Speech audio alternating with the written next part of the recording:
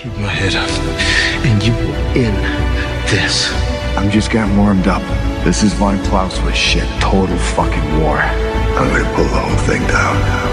I'm gonna bring the whole fucking diseased, corrupt temple down. It's gonna go.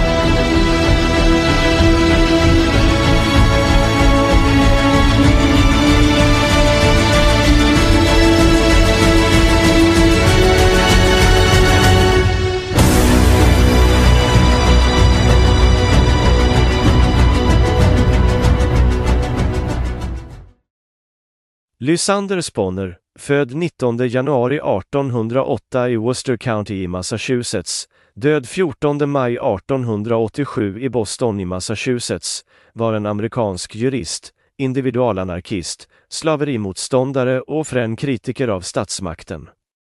Lysander Spooner influerade senare anarkister, däribland Benjamin Tucker, men även anarkokapitalismen, bland annat på grund av hans avståndstagande från det statliga monopolet för postväsendet, vilket han utmanade genom att 1844 till 1851 driva ett privat postföretag, amerikansk. Chapter 1. The Science of Justice. Part 1. The science of mine and thine, the science of justice, is the science of all human rights, of all a man's rights of person and property, of all his rights to life, liberty, and the pursuit of happiness. It is a science which alone can tell any man what he can and cannot do, what he can and cannot have, what he can and cannot say, without infringing the rights of any other person. It is the science of peace, and the only science of peace, since it is the science which alone can tell us on what conditions mankind can live in peace, or ought to live in peace, with each other. These conditions are simply these, that is, first, that each man shall do, towards every other, all that justice requires him to do, as, for example, that he shall pay his debts, that he shall return borrowed or stolen property to its owner, and that he shall make reparation for any injury he may have done to the person or property of another. The second condition is that each man shall abstain from doing to another anything which justice forbids him to do, as, for example, that he shall abstain from committing theft, robbery, arson, murder, or any other crime against the person or property of another. So long as these conditions are fulfilled, men are at peace, and ought to remain at peace with each other. But when either of these conditions is violated, men are at war, and they must necessarily remain at war until justice is re-established. Through all time, so far as history informs us, wherever mankind have attempted to live in peace with each other, both the natural instincts and the collective wisdom of the human race have acknowledged and prescribed as an indispensable condition obedience to this one only universal obligation. That is, that each should live honestly towards every other. The ancient maxim makes the sum of a man's legal duty to his fellow men to be simply this, quote, to live honestly, to hurt no one, to give to every one his due, end quote. This entire maxim is really expressed in the single words, to live honestly, since to live honestly is to hurt no one and to give everyone his due. Part 2. Man, no doubt, owes many other moral duties to his fellow men, such as to feed the hungry, clothe the naked, shelter the homeless, care for the sick, protect the defenseless, assist the weak, and enlighten the ignorant, But these are simply moral duties, of which each man must be his own judge, in each particular case, as to whether and how far he can or will perform them. But of his legal duty, that is, of his duty to live honestly towards his fellow men not only may judge, but, for their own protection, must judge. And, if need be, they may rightfully compel him to perform it. They may do this, acting singly or in concert. They may do it on the instant, as the necessity arises, or deliberately and systematically, if they prefer to do so, and the exigency will admit of it.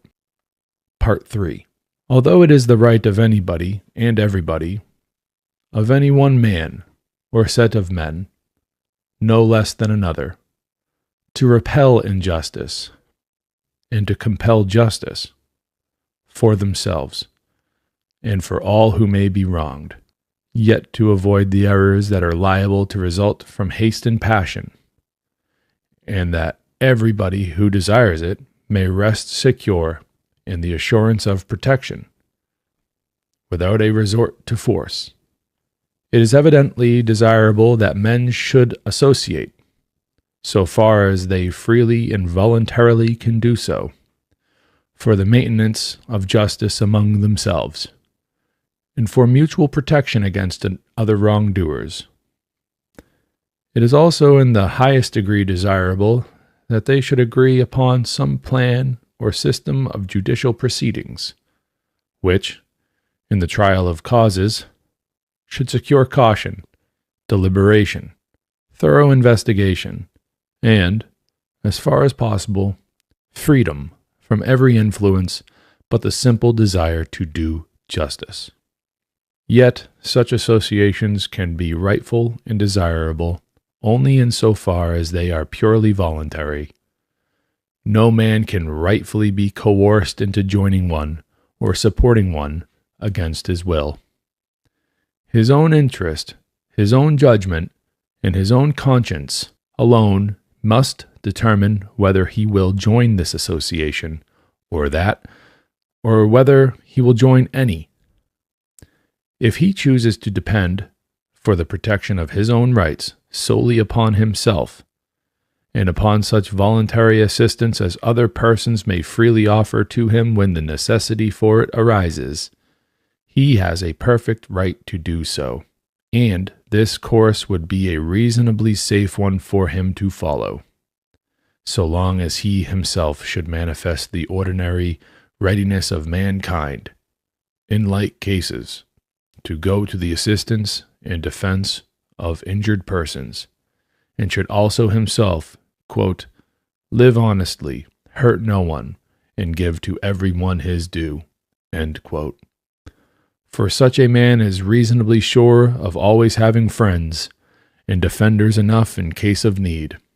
whether he shall have joined any association or not. Certainly no man can rightfully be required to join or support an association whose protection he does not desire, nor can any man be reasonably or rightfully expected to join or support any association whose plans or methods of proceeding he does not approve as likely to accomplish its professed purpose of maintaining justice and at the same time itself avoid doing injustice. To join or support one that would, in his opinion, be inefficient would be absurd. To join or support one that, in his opinion, would itself do injustice would be criminal. He must, therefore, be left at the same liberty to join or not to join an association for this purpose as for any other, according as his own interest,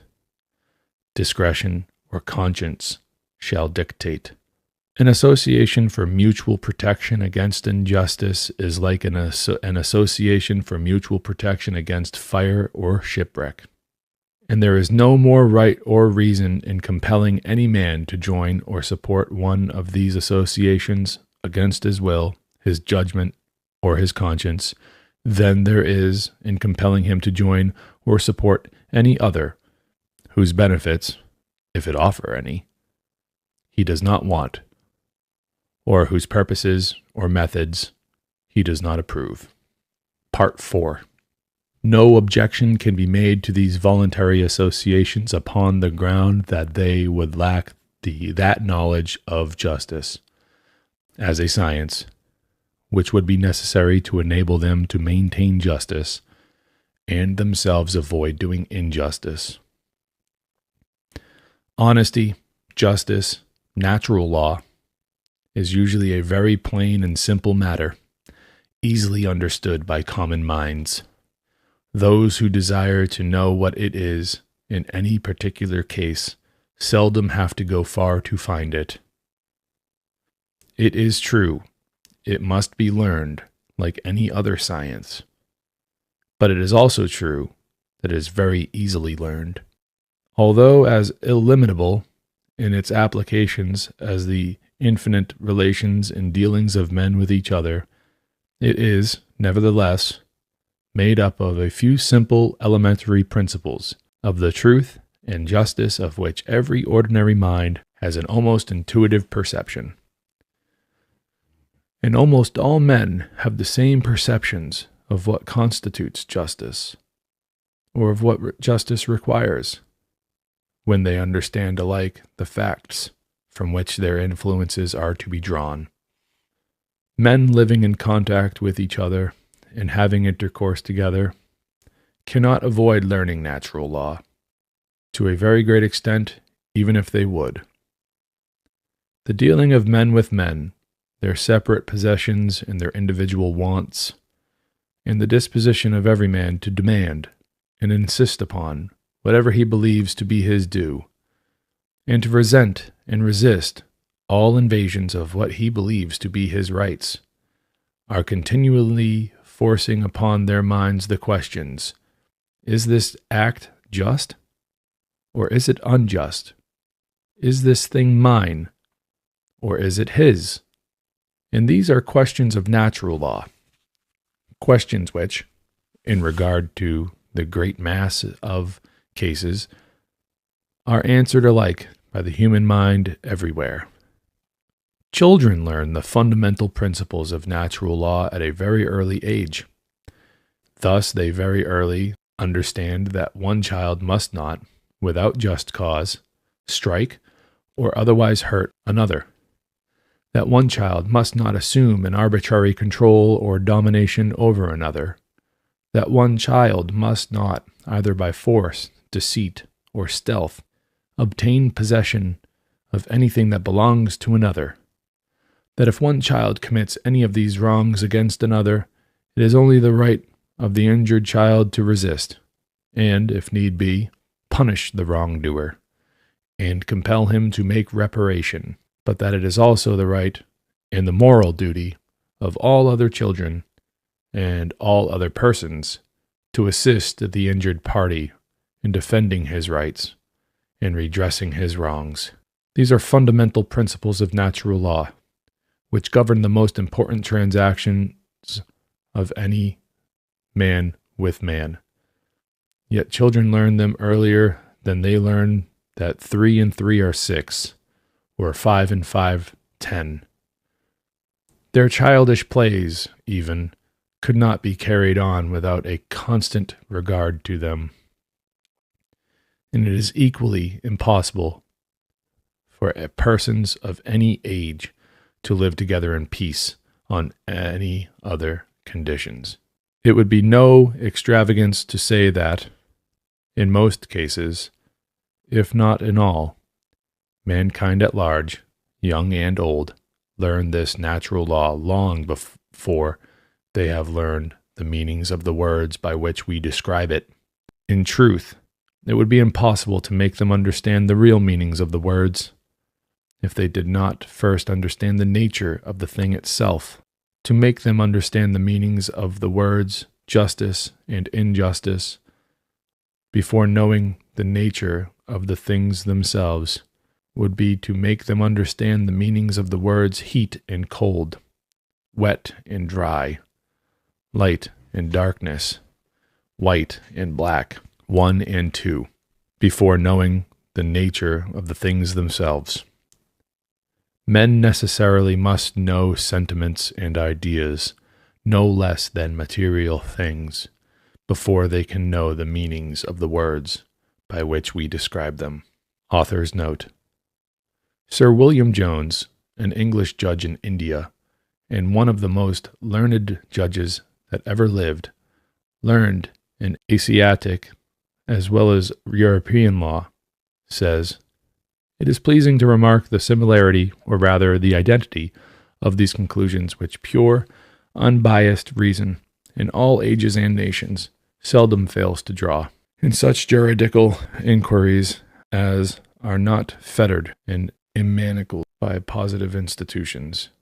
Jones of Bailments, 133. He means here to say, when no law has been made in violation of justice, judicial tribunals, quote, in all ages and nations, end quote, have, quote, seldom, end quote, failed to agree as to what justice is. Part 5. If justice be not a natural principle, it is no principle at all. If it be not a natural principle, there is no such thing as justice. If it be not a natural principle, all that men have ever said or written about it, from time immemorial, has been said and written about that which had no existence. If it not be a natural principle,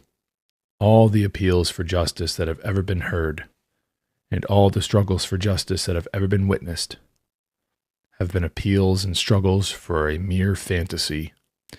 a vagary of the imagination, and not for a reality. If justice not be a natural principle, then there is no such thing as injustice, and all the crimes of which the world has been the scene have been no crimes at all, but only simple events, like the falling of the rain or the setting of the sun, events of which the victims had no more reason to complain than they had to complain of the running of the streams or the growth of vegetation. If justice be not a natural principle, governments, so-called, have no more right or reason to take cognizance of it, or to pretend or profess to take cognizance of it, than they have to take cognizance, or to pretend or profess to take cognizance, of any other non-entity, and all their professions of establishing justice, or of maintaining justice, or of regarding justice, are simply the mere gibberish of fools, or the frauds of impostors. But if justice be a natural principle, then it is necessarily an immutable one, and can no more be changed by any power inferior to that which established it than can the law of gravitation, the laws of light, the principles of mathematics, or any other natural law or principle whatever. And all attempts or assumptions on the part of any man or body of men, whether calling themselves governments or by any other name, to set up their own commands, wills, pleasure, or discretion in the place of justice, as a rule of conduct for any human being, are as much an absurdity, an usurpation, and a tyranny, as would be their attempts to set up their own commands, wills, pleasure, or discretion in the place of any and all the physical, mental, and moral laws of the universe. Part 6. If there be any such principles as justice, it is, of necessity, a natural principle, and, as such, it is a matter of science to be learned and applied like any other science, and to talk of either adding to or taking from it by legislation is just as false, absurd, and ridiculous as it would be to talk about of adding to or taking from mathematics, chemistry, or any other science by legislation. Part 6. If there be any such principle as justice, it is, of necessity, a natural principle, and, as such, it is a matter of science, to be learned and applied like any other science, and to talk of either adding to or taking from it by legislation is just as false, absurd, and ridiculous as it would be to talk of adding to or taking from mathematics, chemistry, or any other science by legislation. Part 7. If there be in nature such a principle as justice, nothing can be added to or taken from its supreme authority by all the legislation of which the entire human race united are capable, and all the attempts of the human race, or any portion of it, to add to or take from the supreme authority of justice, in any case whatever, is of no more obligation upon any single human being than is the idle wind. Part 8. If there be such a principle as justice or natural law, it is the principle or law that tells us what rights were given to every human being at his birth, what rights are, therefore, inherent in him as a human being, necessarily remain with him during life, and, however capable of being trampled upon, are incapable of being blotted out, extinguished, annihilated, or separated, or eliminated from his nature as a human being, or deprived of their inherent authority or obligation. On the other hand, if there be no such principle as justice or natural law, then every human being came into the world utterly destitute of rights, and coming into the world destitute of rights, he must necessarily forever remain so. For if no one brings any rights with him into the world, clearly no one can ever have any rights of his own, or give any to another, and the consequence would be that mankind could never have any rights, and for them to talk of any such things as their rights would be to talk of things that never had, never will have, and never can have existence. Part 9. If there be such a natural principle as justice, it is necessarily the highest, and consequently the only and universal law for all those matters to which it is naturally applicable, and, of consequently, all human legislation is simply and always an assumption of authority and dominion where no right of authority or dominion exists. It is, therefore, simply and always an intrusion, an absurdity, an usurpation, and a crime. On the other hand, if there be no such natural principle as justice, there can be no such thing as injustice. If there be no such natural principle as honesty, there can be no such thing as dishonesty, and no possible act of either force or fraud committed by one man against the person or property of another can be said to be unjust or dishonest, or be complained of, or prohibited, or punished as such. In short, if there be no such principle as injustice, there can be no such acts as crimes, and all the professions of governments, so-called, that they exist, either in whole or in part, for the punishment or prevention of crimes, are professions that they exist for the punishment or prevention of what never existed, nor ever can exist. Such professions are therefore confessions that, so far as crimes are concerned, governments have no occasion to exist, that there is nothing for them to do, and that there is nothing that they can do. They are confessions that the governments exist for the punishment and prevention of acts that are, in their nature, simple impossibilities. Part 10. If there be in nature such a principle as justice, such a principle as honesty, such principles as we describe by the words mine and thine, such principles as men's natural rights of person and property, then we have an immutable and universal law, a law that we can learn as we learn any other science, a law that is paramount to and excludes everything that conflicts with it, a law that tells us what is just and what is unjust, what is honest and what is dishonest, what things are mine and what things are thine, what are my rights of person and property and what are your rights of person and property, and where is the boundary between each and all of my rights of person and property. And this law is the paramount law and the same law over all the world at all times and for all peoples, and will be the same paramount and only law at all times and for all peoples, so long as man shall live upon the earth. But if, on the other hand, there be in nature no such principle as justice, no such principle as honesty, no such principle as men's natural rights of person and property, then all such words as justice and injustice, honesty and dishonesty, all such words as mine and thine, all words that signify that one thing is one man's property and that another thing is another man's property, all words that are used to describe men's natural rights of person or property, all such words as are used to describe injuries and crimes, should be struck out of all human languages as having no meanings, and it should be declared at once and forever that the greatest force and the greatest frauds, for the time being, are the supreme and only laws for governing the relations of men with each other,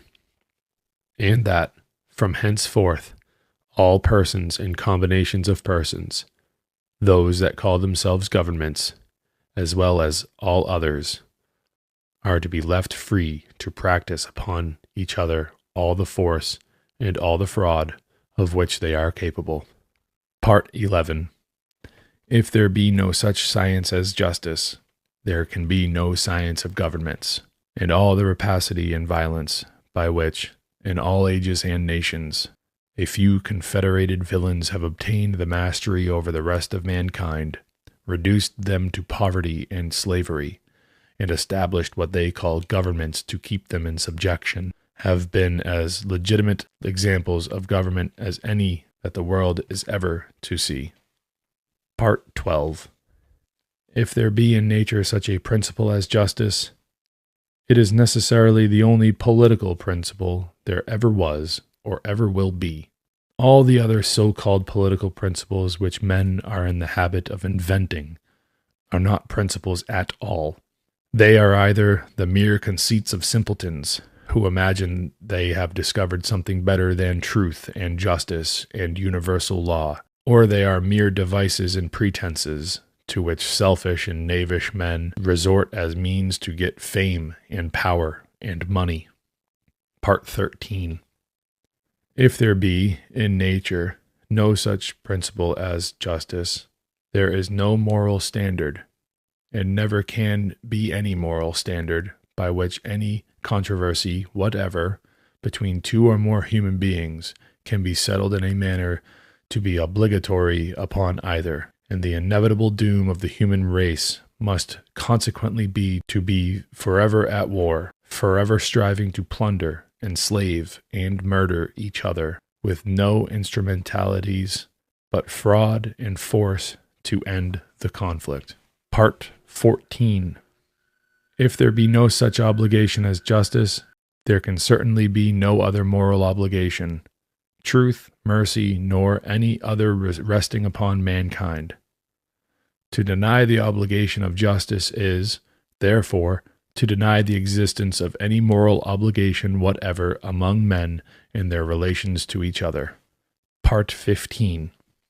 If there be no such principles as justice, the world is a mere abyss of moral darkness, with no sun, no light, no rule of duty, to guide men in their conduct towards each other. In short, if there be, in nature, no such principle as justice, man has no moral nature, and, consequently, can have no moral duty whatever. Chapter 2. Natural law contrasted with legislation. Part 1. Natural law, natural justice, being a principle that is naturally applicable and adequate to the rightful settlement of every possible controversy that can arise among men, being, 2, the only standard by which any controversy whatever between man and man can be rightfully settled, being a principle whose protection every man demands for himself, whether he is willing to accord it to others or not, being also an immutable principle, one that always and everywhere the same, in all ages and nations, being self-evidently necessary in all times and places, being so entirely impartial and equitable towards all, so indispensable to the peace of mankind everywhere, so vital to the safety and welfare of every human being, being, too, so easily learned, so generally known, and so easily maintained by such voluntary associations as all honest men can readily and rightfully form for that purpose. Being such a principle as this, these questions arise. They are, why is it that it does not universally, or well nigh universally prevail? Why is it that it has not, ages ago, been established throughout the world as the one only law that any man or all men could rightfully be compelled to obey? Why is it that any human being ever conceived that anything so self-evidently superfluous, false, absurd, and atrocious as all legislation necessarily must be, could be of any use to mankind, or have any place in human affairs? Part 2. The answer is that through all historic times, wherever any people have advanced beyond the savage state, and have learned to increase their means of subsistence by the cultivation of the soil, a greater or less number of them have associated and organized themselves as robbers to plunder and enslave all others who had either accumulated any property that could be seized, or had shown by their labor that they could be made to contribute to the support or pleasure of those who could enslave them. These bands of robbers, small in number at first, have increased their power by uniting with each other, inventing warlike weapons, disciplining themselves, and perfecting their organizations as military forces, and dividing their plunder, including their captives, among themselves, either in such proportions as have been previously agreed on, or in such as their leaders, always desirous to increase the number of their followers, should prescribe. The success of these bands of robbers was an easy thing, for the reason that those whom they plundered and enslaved were comparatively defenseless, being scattered thinly over the country, engaged wholly in trying, by rude implements and heavy labor, to extort a subsistence from the soil, having no weapons of war other than sticks and stones, having no military discipline or organization, and no means of concentrating their forces, or acting in concert when suddenly attacked. Under these circumstances, the only alternative left them for saving even their lives, or the lives of their families, was to yield up not only the crops they had gathered and the lands they had cultivated, but themselves and their families also as slaves. Thenceforth their fate was, as slaves, to cultivate for others the lands they had before cultivated for themselves. Being driven constantly to their labor, wealth slowly increased, but all went into the hands of their tyrants. These tyrants, living solely on plunder and on the labor of their slaves, and applying all their energies to the seizure of still more plunder, and the enslavement of still other defenseless persons, increasing, too, their numbers, perfecting their organizations, and multiplying their weapons of war, they extend their conquests until, in order to hold what they have already got, it becomes necessary for them to act systematically and cooperate with each other in holding their slaves in subjection. But all this they can do only by establishing what they call a government and making what they call laws. All the great governments of the world, those now existing, as well as those that have passed away, have been of this character. They have been mere bands of robbers who have associated for the purposes of plunder, conquest, and the enslavement of their fellow men, and their laws, as they have called them, have been only such agreements as they have found it necessary to enter into in order to maintain their organizations and act together in plundering and enslaving others, and in securing to each his agreed share of the spoils. All these laws have no more real obligation than have the agreements which brigands, bandits, and pirates find it necessary to enter into with each other, for the more successful accomplishment of their crimes and the more peaceable division of their spoils. Thus, substantially, all the legislation of the world has had its origin in the desires of one class of persons to plunder and enslave others and hold them as property. In process of time, the robber or slaveholding class, who had seized all the lands and held all the means of creating wealth, began to discover that the easiest mode of managing their slaves and making them profitable was not for each slaveholder to hold his specified number of slaves as he had done before, and as he would hold so many cattle, but to give them so much liberty as would throw upon themselves, the slaves, the responsibility of their own subsistence, and yet compel them to sell their labor to the landholding class, their former owners, for just what the latter might choose to give them. Of course, these liberated slaves, as some have erroneously called them, having no lands or other property, and no means of obtaining an independent subsistence, had no alternative to save themselves from starvation but to sell their labor to the landholders in exchange for only the coarsest necessaries of life, not always for so much even as that. These liberated slaves, as they were called, were now scarcely less slaves than they were before. Their means of subsistence were perhaps even more precarious than when each had his own owner, who had an interest to preserve his life. They were liable, at the caprice or interest of the landholders, to be thrown out of home, employment, and the opportunity of even earning a subsistence by their labor. They were, therefore, in large numbers, driven to the necessity of begging, stealing, or starving, and became, of course, dangerous to the property and quiet of their late masters. The consequence was that these late owners found it necessary, for their own safety and the safety of their property, to organize themselves more perfectly as a government and make laws for keeping these dangerous people in subjection. That is, laws fixing the prices at which they should be compelled to labor, and also prescribing fearful punishments, even death itself, for such thefts and trespasses as they were driven to commit, as their only means of saving themselves from starvation.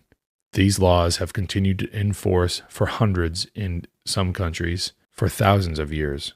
and are enforced today in greater or less severity in nearly all the countries on the globe. The purpose and effect of these laws have been to maintain in the hands of the robber or slaveholding class a monopoly of all lands and, as far as possible, of all other means of creating wealth, and thus to keep the great body of laborers in such a state of poverty and dependence as would compel them to sell their labor to their tyrants for the lowest prices at which life could be sustained. The result of all this is that the little wealth there is in the world is all in the hands of a few, that is, in the hands of the law-making, slave-holding class, who are now as much slaveholders in spirit as they ever were, but who accomplish their purposes by means of the laws they make for keeping the laborers in subjection and dependence, instead of each one's owning his individual slaves as so many chattels. Thus, the whole business of legislation, which has now grown to such gigantic proportions, had its origin in the conspiracies, which have always existed among the few for the purpose of holding the many in subjection and extorting from them their labor and all the profits of their labor.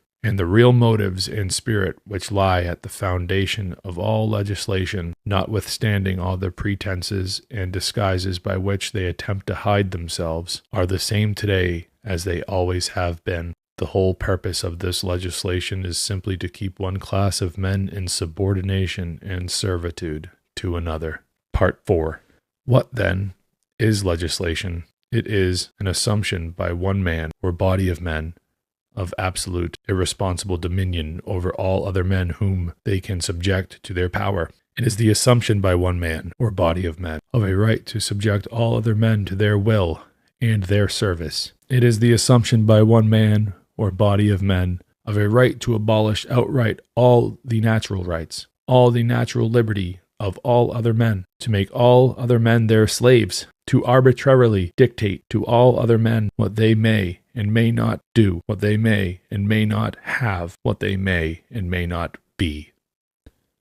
It is, in short, the assumption of a right to banish the principles of human rights, the principle of justice itself, from off the earth, and set up their own personal will, pleasure, and interest in its place. All this and nothing else, all this and nothing less is involved in the very idea that there can be any such thing as human legislation that is obligatory upon those whom it is imposed.